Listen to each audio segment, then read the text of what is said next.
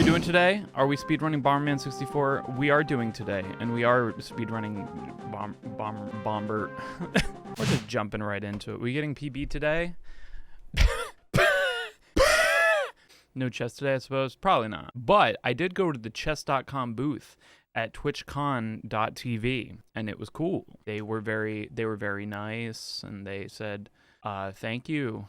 And I said, why? I'm not that good at chess. What if you blew my back out at TwitchCon 2022 foam pit? What if?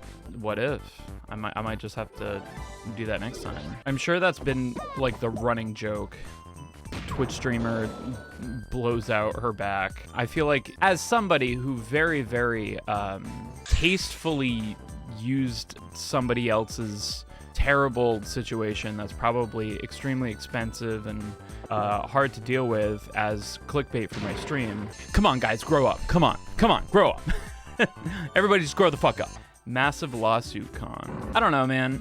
It seems strange that TwitchCon is always the one who's dealing with this shit. It's kind of one of those things that I always talk about. I'm just like, I have no problem with furries. It's just when they all get together, there's fucking loaded diapers being flung around and, you know, grooming and shit. Nothing wrong necessarily with individual furries. It's just for some reason, when we have a TwitchCon, seems that things like this happen. Having a TwitchCon, Adriana Chechnik, a streamer, took a victory dive into a foam pit that was on the expo floor after a, what do you call it? Jousting? It's not jousting. Whatever. Yeah, and she won and she jumped into the pit, but the pit was like not even like 2 foam cubes tall, and so she broke her back in 2 places. Very sad. And I really hope that, yeah, and she was not the only person to get hurt. Many people got hurt in that foam pit. I walked by the foam pit. It did not look safe, you know? It's not a, like, in no disrespect to the people who got hurt, because they were probably just assuming that, you know, this has probably been at least somewhat thought out, maybe not even well thought out, just there was a thought in someone's fucking head that it'd be safe. Like 2 feet on a concrete floor, pretty much, yeah. Pretty much 2 feet. When I walked by, it didn't even seem like it was the height of 2 cubes. It really more looked like 1 cube height. And I don't know why that was. Maybe it was because they were like, oh, we want it to be easier for them to be able to get up there, or I don't know. I couldn't fucking tell you. Could not fucking tell you. But it sucks, and it's been pretty much the main headline of TwitchCon. They should sue. I think they are, yeah. I mean, she had to get surgery and stuff. And saying they just allowed that to happen. Yeah, well, like, that's what I'm saying, is like, at a certain point, it's like a fool me once, fool me twice, fool me 3 times, fool me 4 times, fool me... Like, why does shit... Why is TwitchCon so fucking weird? Like, this shit doesn't happen at PAX. I mean, except for everyone getting pink eye for using the fucking VR headsets. But whatever, that's beside the point. Was TwitchCon safe this year aside from the amount of people being there? Was supposed to go, yeah, it felt pretty safe. I mean, it didn't feel like they really enforced mask mandates, which was kind of strange. Like, they seemed very on the ball in their retrospective, like, oops, sorry, we kind of forgot there was a global pandemic, and it'd probably be a good idea to not exacerbate that by having a fucking super spreader event. Do I want to run with that? I don't want to run with that. It seems like you go to in order to get hurt and sick. It really doesn't make me want to go. I honestly think that, like, when done right, you can go to a con and it could be totally fucking safe, at least as far as COVID and monkeypox goes, you know? It's just the fact that in general, I feel like people are very, like, lax, you know, on touching surfaces and not washing their hands. At least they were before the pandemic, and now that they are.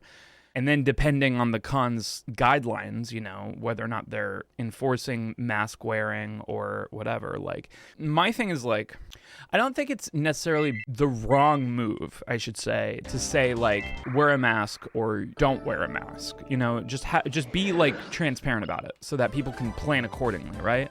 Like, I mean, if you want to have a big event, you say, like, okay, like, we gotta be safer, we gotta have masks. But, like, don't then not enforce it, which that was my thing, is like, they kind of made us think about it. They said, like, masks, like, required at all times on the show floor inside the convention, and constantly, like, I think 50% of the people that I saw were maskless. and nobody stopped them. Nobody told them. Like I remember, like I was worried the first time I went into TwitchCon. I was like, oh fuck, I you know, I'm glad I got my mask. And I pulled out my mask out of my pocket, and one of the straps was like falling off. So I literally had to like bite into the corner of it and like try to like thread one of the strings through, and I'm just standing there like an idiot for like fucking 15 minutes trying to, you know, make a fucking mask that works. And then sure enough, I go in, fucking half the people aren't even wearing masks. Security was really flaky during TwitchCon. There's two kinds of security. They had the TwitchCon security, and then they had the San Diego Convention Center security. Both of which I don't know how much they were communicating with each other, but I do know that the Convention Center security complained a lot about apparently like attendants being rude, yelling, being mean, you know, just all sorts of shit that probably they don't have to deal with as much with like something like San Diego Comic-Con or something. But I don't know. It seemed like there were a lot of complaints. There's a lot of tomfoolery, and yeah. Convention security weren't told shit. Yeah, well, that sucks. And I'm sure a lot of TwitchCon security was volunteers, you know, because that's usually how it goes to conventions. Because people like absolutely will say like, please just give me a badge and I will do security. Of course, you know, people are going to exploit that. I don't know if that's what happened, but that's what happened. That's what definitely happens at other cons. Yeah, I imagine San Diego Comic-Con is way more civil for sure. If there was a lot of just discourse, it wasn't like fucking, it didn't feel like, you know, Fire Festival or DashCon or something like that. It just kind of, if you focus on all the bad, it makes TwitchCon sound like it was awful, but I don't think it was really that bad. I thought the Artist Alley was awesome. I bought a lot of prints. I really enjoyed the show floor. It felt like there was like exactly the amount of people that I'd want to go to, the exact number of people I'd want to be there, where I still felt safe. Most fun was hanging out with people. Well, yeah, that's all cons. Like, no, I feel like very few people go to cons anymore to just like actually like enjoy a lot of the con elements. I think it's an excuse for people all over the world to meet up, especially because like if, you know, it's something like TwitchCon, you might have friends who are streamers and stuff who, you know, have meetings and stuff. I went to the chess.com booth. I thanked them for their affiliate with me. I went to Lost Ark. I know their community manager, Roxy. I went to Pearl Abyss to thank them for the Black Desert stuff I did. And yeah, it's a cool opportunity to get to do that and meet them. And a lot of my friends kind of have that mentality of like, I'm going to this convention because it's just an excuse to kind of all meet up, you know? And I think that that's cool. Have you seen the picture of Chikorita that looks like boobs? No, I have not.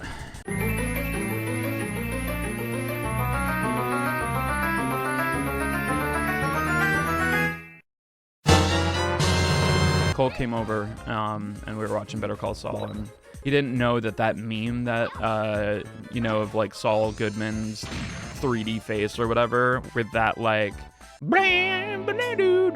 whatever, like the intro music, that wasn't like the actual intro to the show. And you know what, fair. A little bit of a bait and switch. Yeah, they called Saul and then they ran the credits. Somebody was like, ow, I broke my back in 2 places. And somebody said, Better Call Saul. And then it did the little jingle and it was over. Boink. And not knowing shit. It's a good show.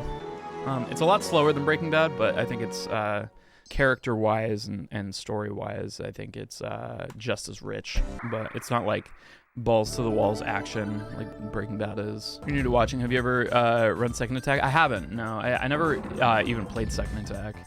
This was the only Bomberman game on the 64 that I played as a kid. And that's kind of like a prerequisite for running for me, is it has to be a game that like I really, really liked as a kid, and I can kind of just, I don't know, continue playing it, you know, and bear with the actual, you know, suffering that comes along with learning a route and then doing it over and over and over again. Oh, we're good. I sent another one just in case, but that actually lost me time. I should have just fucking Called Saul. I don't know.